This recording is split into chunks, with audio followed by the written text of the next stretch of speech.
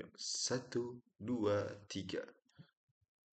Baik, Assalamualaikum warahmatullahi wabarakatuh.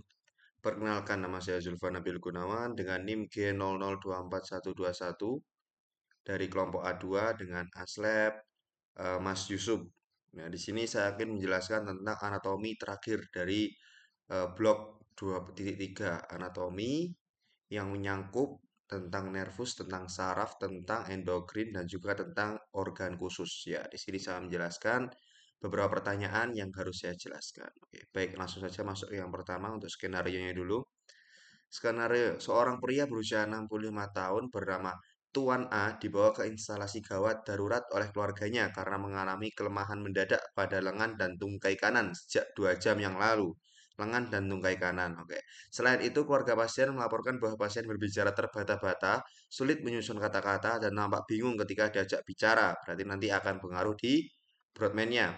Tidak ada riwayat trauma kepala sebelumnya. Oke, pemeriksaan fisik hemiparese sisi kanan, terutama lengan, lebih berat dibandingkan tungkai. Oke, refleks sisi kanan meningkat dan terdapat Babinski sign positif di sisi kanan.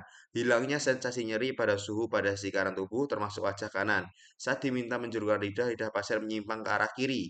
Pasien tampak saat berbicara secara motorik, tetapi memahami instruksi sederhana. Oke, riwayat medis, pasien merupakan perokok aktif, memiliki hipertensi dan diabetes mellitus yang tidak terkontrol. Hasil pemeriksaan penunjang, pemeriksaan CT scan kepala menunjukkan infark iskemik pada lobus frontalis dan parietalis kiri, terutama di area korteks motorik dan sensorik primer. Terdapat pula iskemia parsial pada pons kiri. Oke, baik.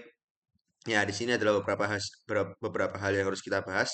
Yang pertama ada circulus willisi, lalu ada tractus cortospinalis dan tractus spinothalamicus, lalu ada truncus cerebri, lalu ada arteri cerebri media, lalu ada nukleus dan fungsi dari 3 nervus kranial motorik murni, lalu arteri karotis interna kiri, dan yang terakhir adalah area Brodmann. Di sini kita akan bagi menjadi 7 ya, 7 pad. Ya. Lanjut. Masuk yang soal pertama. Jelaskan struktur pembentuk sirkulus willisi mulai dari bagian anterior hingga posterior.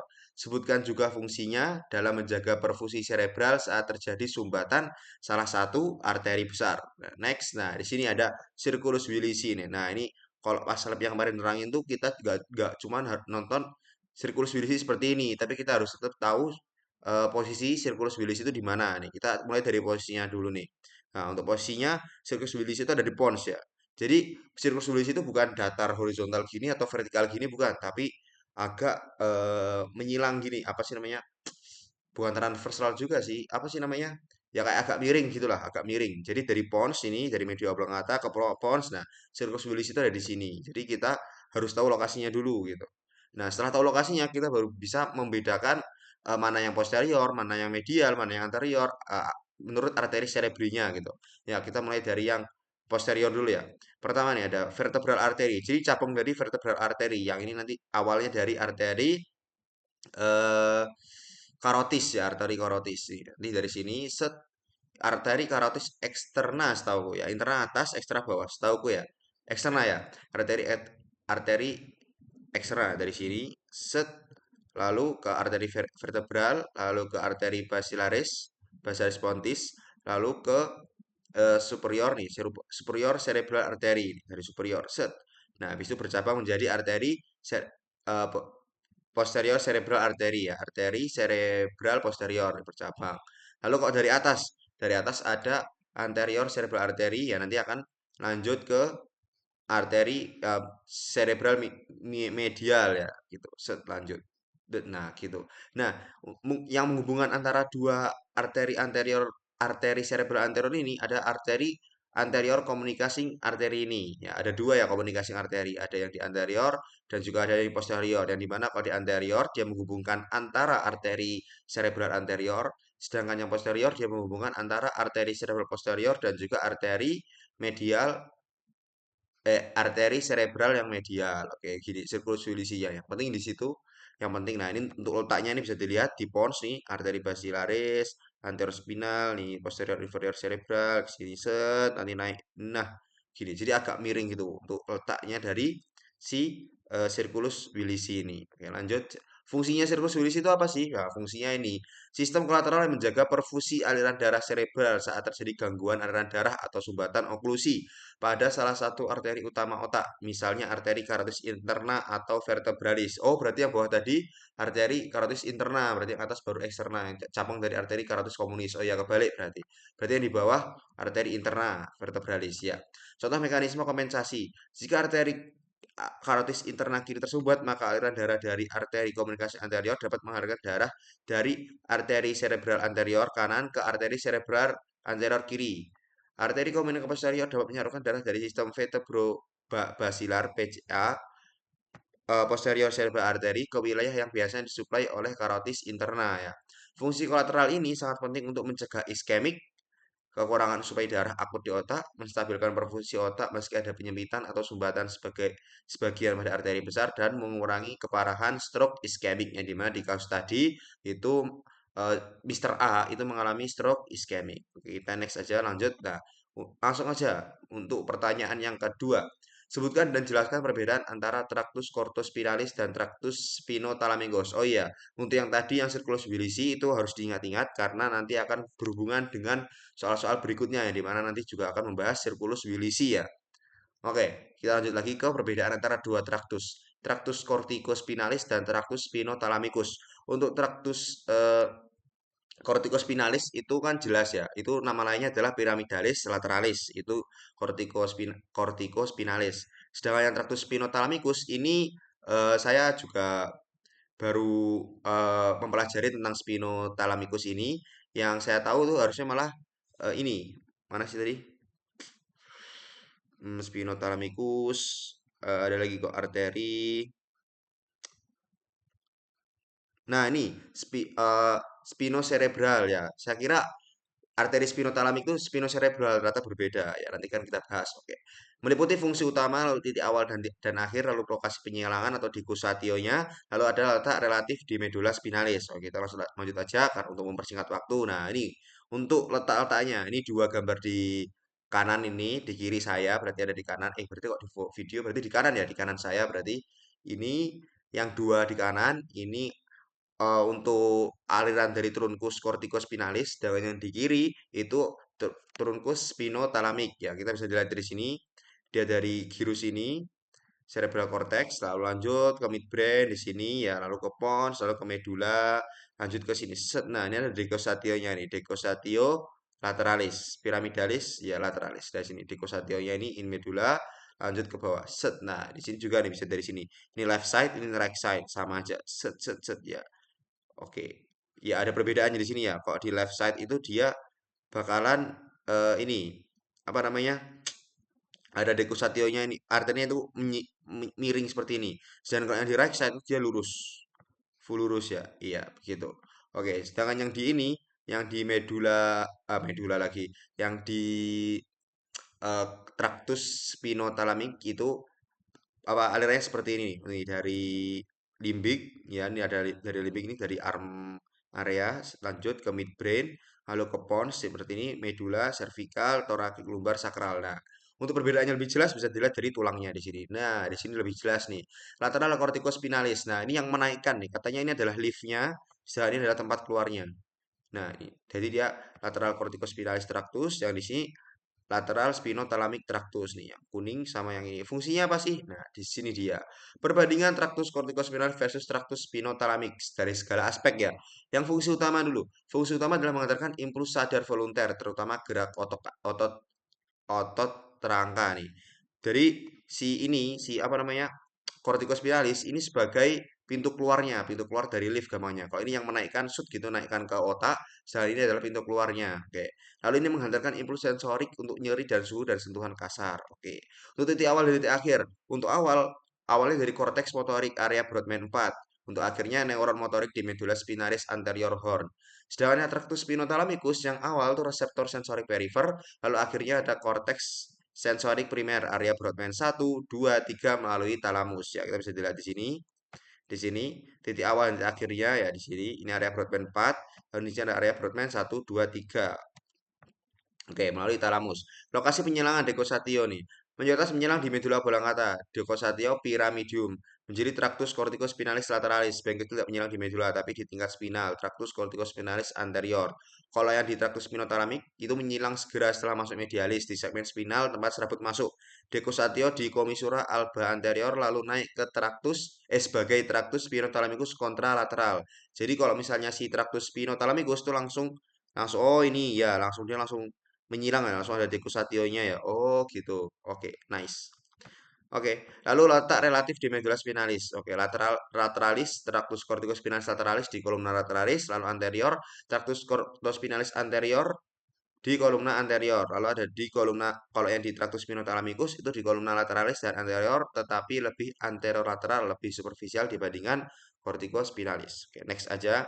Ini penjelasan tambahannya aja, nice to know. Untuk tractus corticospinalis itu disebut juga tractus pyramidalis lateralis ya, kalau misalnya yang ditanyain di kusationya. Itu mengontrol gerakan otot volunteer yang presisi, terutama otot distal seperti tangan dan jari. Ada dua komponen utama, yaitu corticospinalis lateralis 85-90% serabut menyilang di medula, lalu ada corticospinalis anterior yang dia 10-15% menyilang di spinal cord pada tingkat target. Oke. Itu untuk dekusationya. Lalu untuk tractus spinothalamicus bagian dari anterolateral system terbagi menjadi spinothalamicus lateralis untuk nyeri dan suhu dan spinothalamicus anterior untuk sentuhan kasar ya, menghantarkan impuls dari sisi kontralateral tubuh ke korteks sensorik. Jadi tractus spinothalamicus itu yang menghantarkan ke atas ke otak, sedangkan corpus spinalis itu yang membalikkan sebagai motorik volunteer. Lanjut, ini dia. Ngeri juga gambarnya. Sebutkan pembagian truncus cerebri, batang otak, dan minimal dua struktur penting dari mesencephalon, pons, medula oblongata. Oke, jadi truncus cerebri, batang otak itu dibagi batangnya ya dibagi menjadi tiga. Bawah itu ada medula oblongata, lalu ada pons, terus atasnya ada mesencephalon nih bisa dilihat nih truncus cerebri nih. Ini medula spinalis ya medula spinalis, lalu ada medula oblongata, lalu di sini cerebellum kan nggak masuk ya. Iya, dia nggak bukan masuk batang. Ini kan otak kecil ya. Jadi naik, set langsung ke pons, lalu ada diencephalon, lalu ada telencephalon. Di sini ada apa namanya? Nah, ini telencephalonnya, ini diencephalon.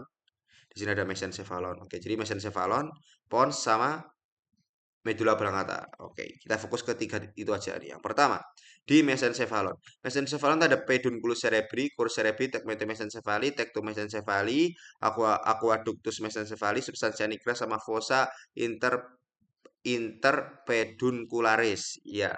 Lalu yang pertama kita akan bahas adalah substansia nigra karena ini paling sering keluar untuk substansia nigra ini. Substansia nigra itu jelas banget karena dia memisahkan antara eh, apa namanya pedunculus cerebri, bagian crus cerebri dan juga bagian tegmentum mesencephali. Sebentar. Oke.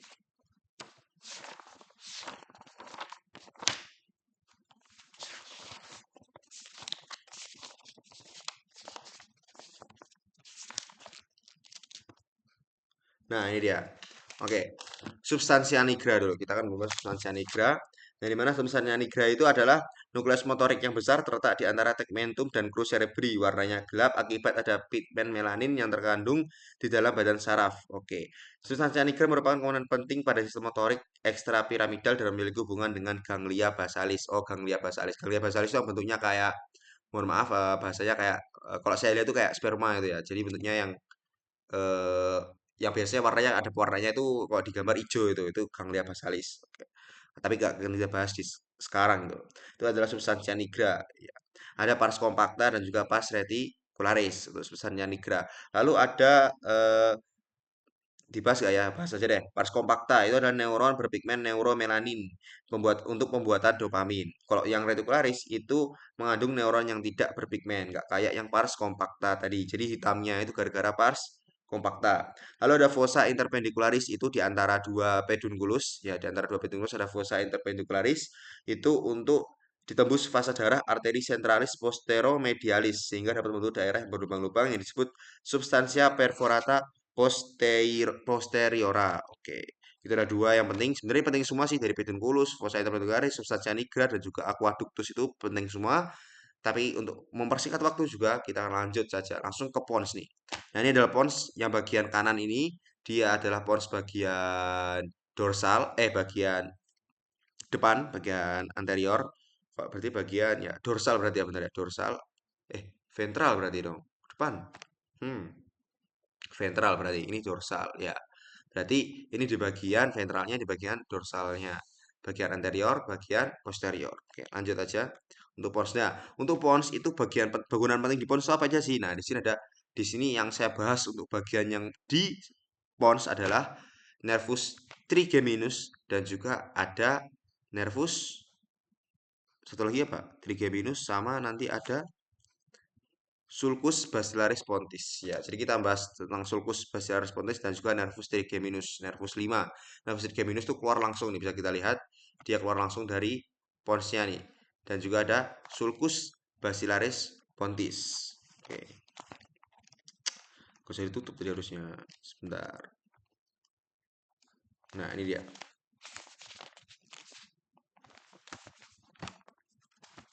Untuk nervusnya yang bagian nervus 5 itu nanti akan kita bahas di bagian belakang.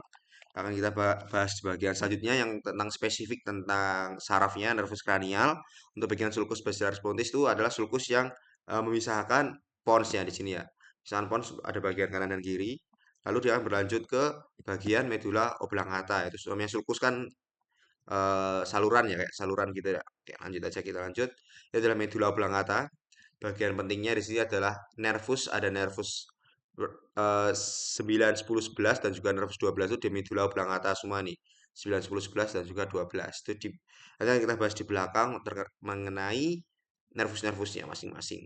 Nervus kranialnya. Nah, di sini nih. Lanjut. Oke, kita langsung aja masuk ke nomor 4-nya. Kok 4 langsung sih, tiganya mana nanti? Ini nomor. Oh, ini nomor 3 udah. Oke, berarti nomor 4 benar. Nomor 4 ya. Nah ini dia yang akan kita bahas yaitu nukleus dan fungsi dari tiga nervus cranialis murni. Ya, ada 3, 4 dan 3, 4 dan 6. Oh, ini yang motorik ya, yang apa namanya?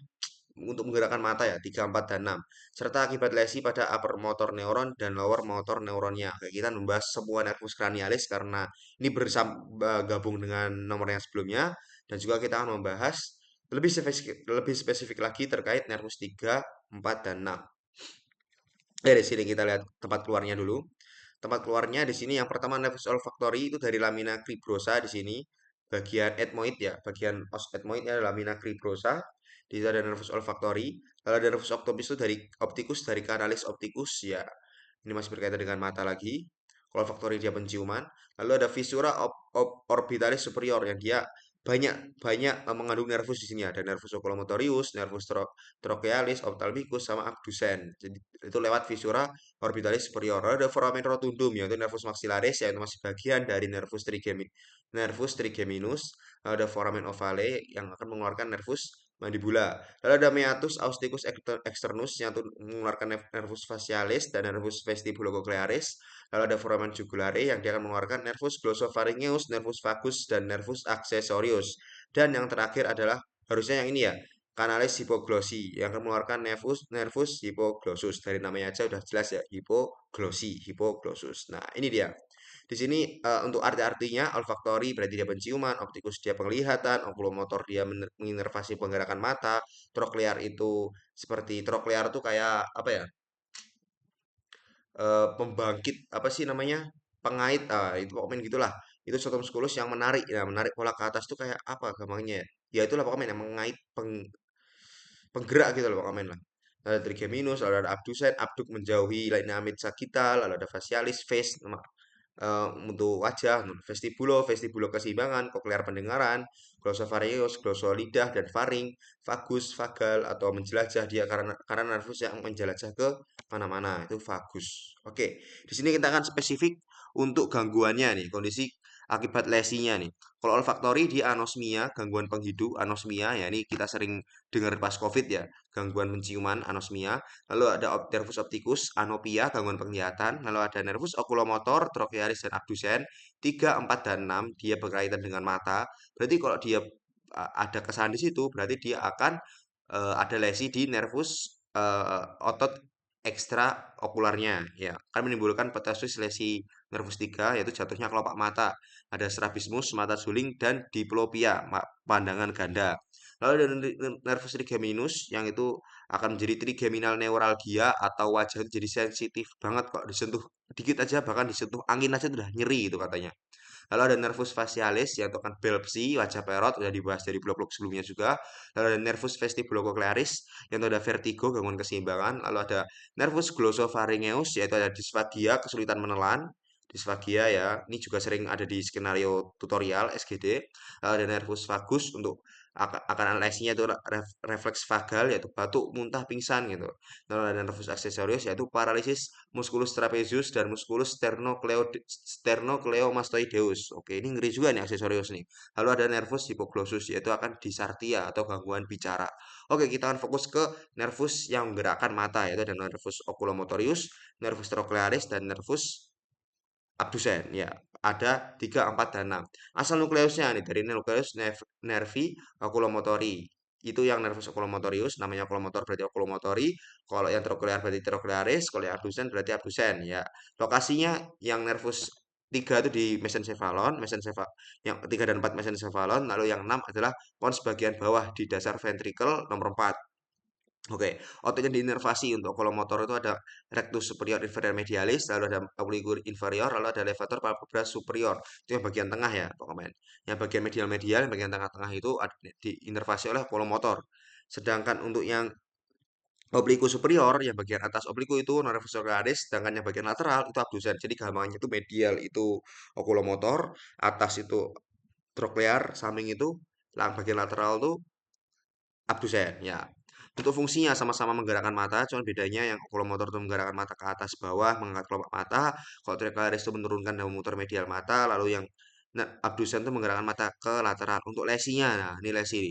Kalau lesi yang di oculomotor itu mata melirik ke lateral ke bawah, lalu ada ptosis, ya tadi ptosis, lalu juga ada disertai midriasis, pupil melebar.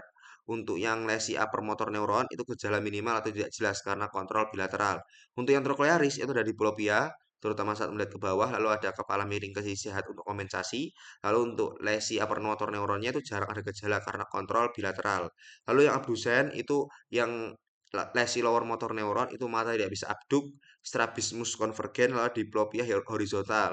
Lalu untuk lesinya yang upper motor neuron itu gejala tidak khas, bisa sebagai bagian sindrom pontin atau kortikal. Oke, kita lanjut aja. Nah, ini tempat keluar-keluarnya nih harus hafal semua: olfaktori, optikus, okulomotor, trokear, trigeminal, abdusen, facialis, vestibulocochlear, glossopharyngeal, hipoglossus, vagus, dan juga aksesorius. Itu harus dihafalin semua. Ya, hipoglossus terakhir ya, salah ngomong saya. Hipoglossus terakhir urutannya. Oke, ini sudah hafalin semua, harus hafal semua pengeluarannya, fungsi-fungsinya semuanya. Ya, insya Allah sudah hafal. Oke, lanjut aja masuk ke nomor 5 nih. Jelaskan lokasi dan fungsi dari area Broadman berikut ini. Oke, area Broadman ini harus sangat harus harus hafal lah di luar kepala area Broadman. Lanjut aja. Untuk area Broadman di sini, ya ini area Broadman. Ada yang banyak sekali. Harus dihafalin semua area Broadman. Ada satu, dua, tiga itu di gyrus presenteralis. Lalu ada di gyrus di gyrus mohon maaf itu gyrus postcentralis. Lalu ada empat itu ada gyrus presenteralis. Lalu ada di mana-mana itu harus dihafalin semua fungsi-fungsinya agar bisa tahu apa fungsi dari masing-masing gyrus lobus dalam otak. Oke, lanjut. Kita akan fokus ke soalnya aja. Area 4, 1, 2, 3, area 44 dan 45, lalu area 22. Area 4 yang pertama adalah primary motor cortex atau gyrus presentralis. Itu lobusnya di lobus frontal. Itu fungsi utamanya untuk mengontrol pergerakan otot volunteer sisi kontralateral tubuh. Lalu ada terdapat homunculus motorik juga yang itu akan kita bahas di belakang lagi. Nanti ada homunculus motorik yang itu representatif dari topografik tubuh. Lalu ada area 1, 2, 3 itu adalah primary somatosensory cortex atau gyrus postcentralis itu di lobus parietal untuk menerima dan proses informasi sensorik dari kulit, otot, dan sendi. Taktil, proprioreseptor, nyeri, suhu. Oke, dan terdapat homunculus sensorik. Lalu ada area 44 dan 45 itu Broca area ya. Pokoknya yang harus dihafal adalah Broca area dan Wernicke area ya. Ini kalau yang Broca area itu bagian inferior gyrus frontal, hemisfer dominan biasanya ke kiri, itu di bagian frontal untuk produksi bicara, aspek motorik bahasa, lalu koordinasi otot-otot untuk berbicara dan menulis. Area 22 ada vertical area, posterior superior temporal gyrus, ada hemisfer dominan. Untuk lobusnya ada lobus temporal untuk pemahaman bahasa, aspek ekspresif, dan mengolah arti kata-kata dan kalimat yang didengar. Oke, lanjut aja. Oke, lanjut nomor 6. Mengapa oklusi pada arteri cerebri media lebih sering menyebabkan kelumpuhan pada wajah dan lengan dibandingkan tungkai? Jelaskan dengan mengaitkan distribusi vaskular dan homunculus motorik. Oke, homunculus motorik tadi di area Brodmann 4. Homunculus motorik. Oke, kita bahas semua ya di sini. Tuntas. Nah, di sini nih. Oklusi arteri cerebri media lebih sering menyebabkan kelumpuhan pada wajah dan lengan dibandingkan tungkai karena yang pertama, distribusi vasikular arteri cerebral media. Arteri cerebral media cabang dari arteri karotis interna ya, jelas. Arteri karotis interna. Lalu arteri cerebri media mencapai bagian lateral hemisfer cerebri terutama di lobus kontralateral, korteks motorik primer bagian lateral, lalu ada lobus parietal lateral yaitu korteks sensorik primer lateral. Lalu ada area bahasa yaitu Broca dan Wernicke pada hemisfer yang dominan. Lalu untuk yang homunculus motorik itu di korteks motorik primer area Brodmann 4 terdapat representasi topografis tubuh yang disebut homunculus motorik. Urutan representasi dari atas ke bawah itu adalah tungkai medial, suplai arteri cerebri anterior, ada lengan dan wajah, lateral itu suplai arteri cerebri media. Oke, kita bisa lihat dari sini.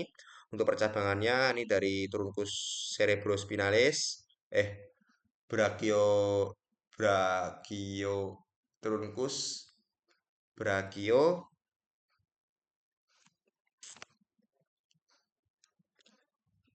brachiosekal. Nah, setahu saya namanya truncus brachiosek brachiosakral. Apa sih? Kok sakral atau malah sakrum toh?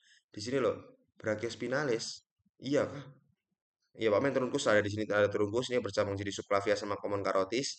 Jadi di sini kita akan membahas ke common carotisnya aja, lanjut ke internal carotis, lalu ke vertebral artery, lalu ke vasira, ke carotid, lalu masuk ke medial cerebral artery, masuk ke circulus spinalis dan juga macam-macam di sini. Oke, lanjut nih. Jadi, kesimpulannya itu adalah area otak yang mengontrol lengan dan wajah berada di bagian lateral hemisfer, wilayah yang disuplai oleh arteri cerebri media. Maka, saat terjadi oklusi di arteri cerebri media, terjadi iskemia di korteks motorik bagian lateral yang menyebabkan kelumpuhan paresis wajah dan lengan kontralateral sesuai dengan skenario Tuan A tadi. Lalu tungkai relatif tidak terdampak karena area medial korteks yang mengontrol tungkai disuplai oleh arteri cerebri anterior. Makanya yang tungkai relatif tidak terdampak. Oke. Kesimpulan, oklusi ACM menyebabkan iskemia area korteks lateral yang lebih sering mengenai area motorik wajah dan lengan yang akan menyebabkan kelumpuhan wajah dan lengan kontralateral. Tungkai lebih aman karena disuplai arteri yang berbeda. Oke, ini adalah wilayah otak buat gampangnya aja. Medial itu untuk tungkai arteri cerebri anterior, yang lateral itu untuk wajah dan lengan, untuk arteri pemasuknya adalah arteri cerebri media. Oke, yang terakhir las ini. Jelaskan mekanisme kompensasi vaskular yang terjadi jika terdapat oklusi pada arteri karotis interna kiri dengan mengkaitkan struktur sirkulus bilisi yang terlibat. Oke, lanjut saja. Yang pertama nih, mekanisme kompensasi vaskular saat oklusi arteri karotis interna kiri ya. Patofisiologi yang awal nih. Arteri karotis interna kiri menyuplai darah ke arteri cerebri anterior kiri dan arteri cerebri media kiri ya.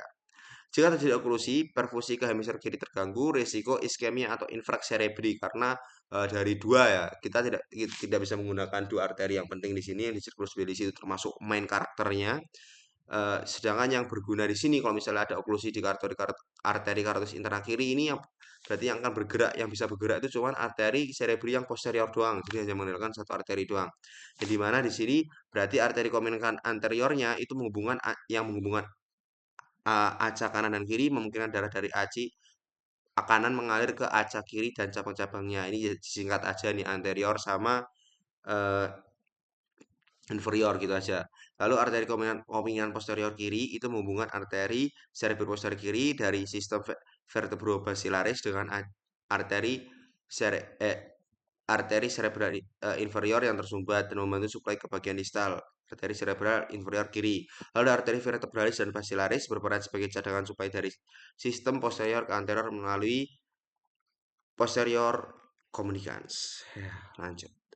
Jika aliran kompensasi jalur aliran komunikasi ya. Jika arteri cerebral inferior kiri tersumbat, darah dari aci kanan akan mengalir ke acak kanan, lalu ke arteri komunikans, lalu anterior komunikans, lalu ke anterior cerebral arteri kiri dan sebagian masuk ke medial cerebral kiri ya. Darah dari sistem vertebrobasilar, posterior cerebral arteri kiri, posterior komunikan masuk ke posterior komunikan kiri, lalu masuk ke eh, medial cerebral anterior kiri dan arteri cerebral anterior cerebral arteri kiri distal. Oke, gambar sederhana mekanismenya nih. Ada kanan, acak arteri komunikans, acak kiri sebelah anterior hemisfer kiri, lalu ada sistem vertebrobasilar, PCA kiri, pecom kiri, supaya ke MCA kiri ya. Untuk catatannya, efektivitas kompensasi sangat tergantung pada ukuran dan kelayakan arteri komunikan, selalu arteri lagi anterior komunikans dan juga posterior komunikans bisa bervariasi secara individu. Lalu ada kecepatan dan derajat oklusi, kompensasi lebih efektif jika oklusi terjadi perlahan.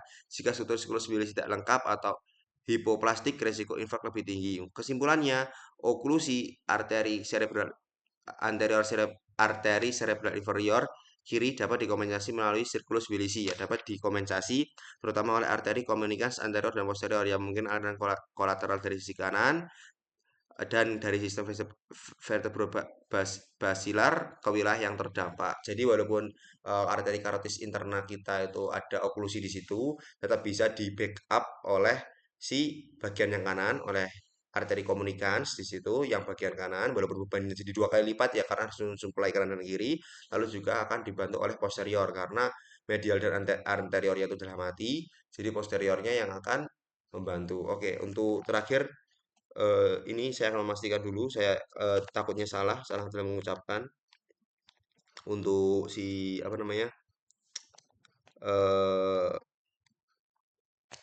siklus Willis ini sebentar. 1 menit. Saya akan cari dulu. Nah, ini siklus Willis ini. Bentar. Saya akan cari cabangnya dulu. Sebentar. Ada kok. Diencephalon, bukan diencephalon. Ada kok. Ini mah histo. Sebentar. Jadi di sini saya memastikan untuk apa namanya? Nah, ini dia arteri karotis. Bukan, ini bukan. Diencephalon juga bukan.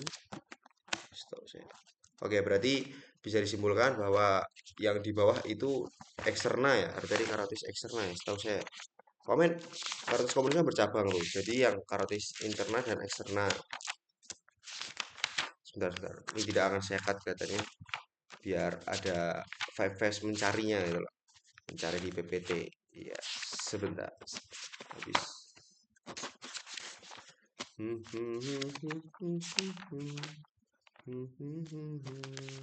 Oke, ternyata tidak ada. Berarti aku baca di PPT dosen. Berarti harusnya di PPT dosen. Ya udah, komen. Intinya itu ada di sini nih. Ada dari komunis nih. Saya tuh bingung. Yang posterior tuh, kalau yang anterosnya media kan dia dari arteri karotis interna ya. Arteri karotis interna. Yang posterior berarti dari arteri karotis eksterna. Itu bener atau enggak gitu loh. Saya ingin memastikan dulu sebelumnya. Arteri karotis eksterna.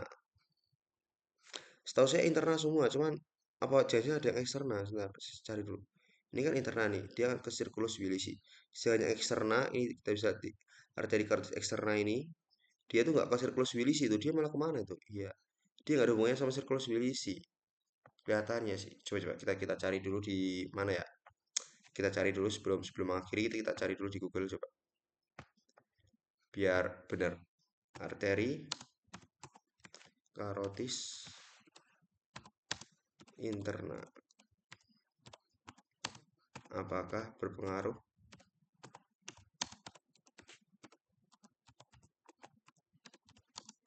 di sirkulus bilisi?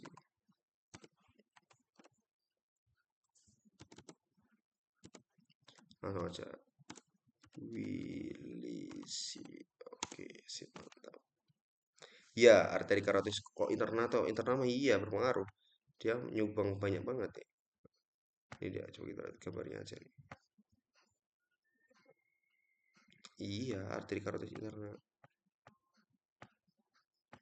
Eksterna salah.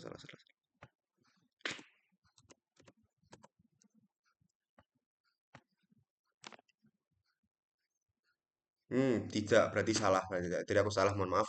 Jadi arteri karotis interna itu yang berpengaruh di Wilisi. Sedangkan eksterna itu nggak berpengaruh karena dia mensuplai di ekstrakranial ya. Jadi saya salah ngomong di awal, jadi maafkan saya ya, saya revisi. Untuk arterinya yang berpengaruh adalah arteri karotis yang interna yang berpengaruh di bilisi. Jadi eksterna itu mensuplai bagian ekstrakranial di bagian luarnya. Oke, baik itu saja. Oke, selesai. Oke, baik mungkin untuk itu aja yang bisa saya sampaikan. Mohon maaf masih banyak kurangnya, masih banyak salah katanya.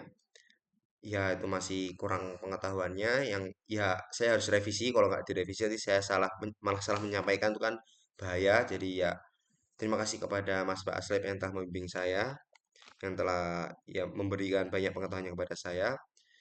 Mungkin itu aja dari saya. Kurang lebihnya saya mohon maaf. Syukron. Wassalamualaikum warahmatullahi wabarakatuh.